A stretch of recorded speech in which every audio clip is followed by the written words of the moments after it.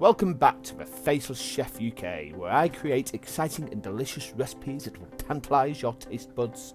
A humble favourite of mine, today we're going to show you how to make the ultimate double smash burger.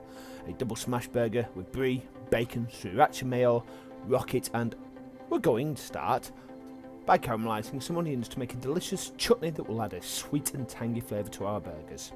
This takes the most time, so we start by slicing a medium red and white onion, and finally chopping 3 cloves of garlic before gently, and I mean gently, cooking these over the hob in a little olive oil. After about 40 minutes, the onions will have a nice brown colour to them, but not charred. At this stage, we can add around 80 ml of red wine vinegar. For eagle-eyed will notice I've used white wine vinegar. This is a good substitute if, like me, you've run out of red wine vinegar. We then add a generous 2 to 3 tablespoons of balsamic vinegar, 50 to 80 grams of dark brown sugar, and depending on taste, 1 tablespoon of paprika. Again, cooking this down until a beautiful caramel has formed. To check, drag your spoon across the surface of the pan. If the syrup takes a few seconds to reform and recover, then it's perfect. If it recovers the surface quickly, give it another 2 minutes. You can store this in mason jars and this will keep for months. However, it doesn't last long in my household, so I just place this in a standard jar. While our onions are cooking, we're going to oven cook some bacon until it's crispy and delicious. This is all by choice. Some folks prefer to fry. Me, I like the oven method. Again, do it to your own desired crispness.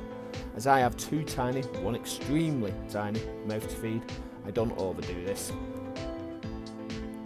So, now we toast our brioche buns in a pan with melted butter till a nice crust has formed. We are then going to smash our 125 gram beef patties on a flaming hot pan.